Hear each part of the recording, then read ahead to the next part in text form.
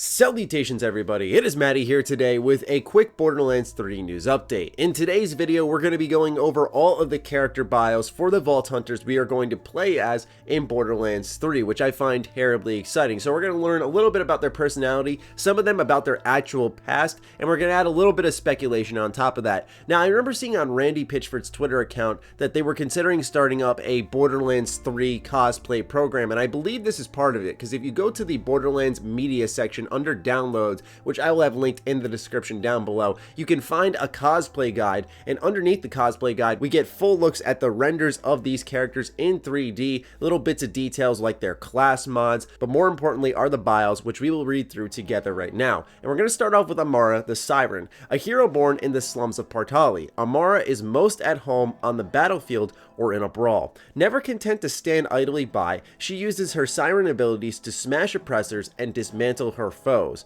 While in her phase trance, she channels her siren energy to form powerful arms that can shoot blasts of force or crush enemies in their grip. So pretty much phase blast and phase lock. Brash, aggressive, and self-assured, Amara doesn't let anything get in her way. So she's about the personality I think a lot of us expected. She's going to be a dominant warrior on the battlefield. She's very sure of herself. Not too much outside of where she was grown up do we know about her, but as I said, a bit more personality on her side to identify with her more. Next is Flack the Beastmaster, an emergent AI driven in an ongoing quest for self-discovery. Flack wanders from world to world accompanied by beasts. While they feel a connection with the primal wisdom of animals, the social constructs of humans are strange to them.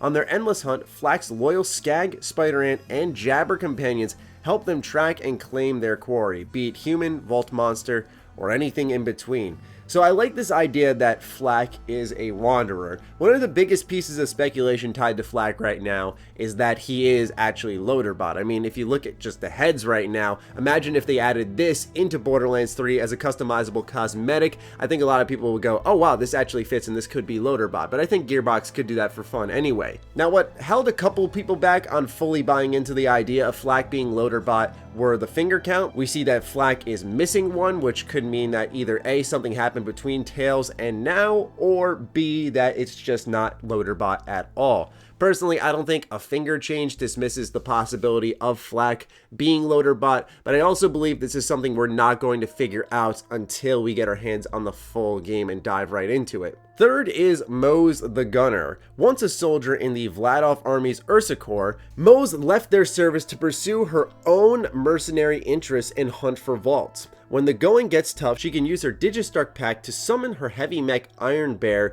and face down an army without flinching, using powerful mounted weapons to mow the opposition down. A veteran of wars from across 6 galaxies, Mos and Iron Bear are a force to be reckoned with. So she literally is the soldier. She's been in a ton of combat over 6 galaxies, and this actually makes me want to play Mos a little bit more than I expected. I've been a Flack guy from day one since we saw the gameplay trailer, but I gotta say, Mos is sounding pretty dope with her backstory there. So she actually abandoned the army and went to go fight for herself. And if you realize now, 2 out of the 3 character stories that we've looked at, Flack and Mos, are more self-serving and they've just ended up together. So I wonder if they'll put in a narrative reason as to how these 4 Vault Hunters managed to mesh. Lastly is Zane the Operative. Zane Flint, brother of the infamous Bandits captain and Baron Flint, has been around the galactic block more than a few times. Over the years, he's worked for, against, and along with every major corporation conducting espionage and assassinations for the highest bidder.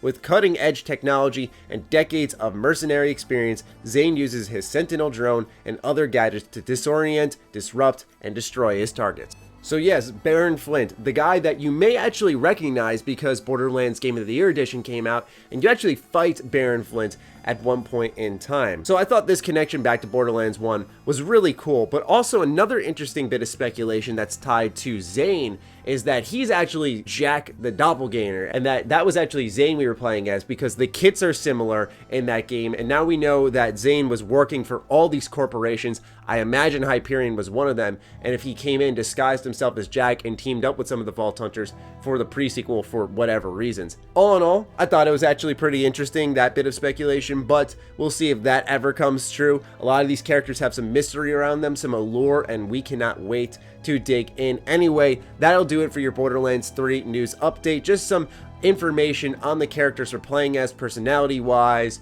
backstory wise, and I thought this was useful stuff. And like I said, you can see those class mods, which is the other small bit of information there, but no details on what those class mods hold for us. So I'd love to hear your thoughts on some of the backstories in Borderlands 3's Vault Hunters. Are you excited to play as any of these people, and if so, whom? Let me know in the comments down below, ladies and gentlemen. Other than that, follow me on Twitter, like me on Facebook. Those links are in the description down below, along with my Patreon. Do consider supporting that, as it fuels all the content I create here. Stay sexy, stay active. I love you all. Peace.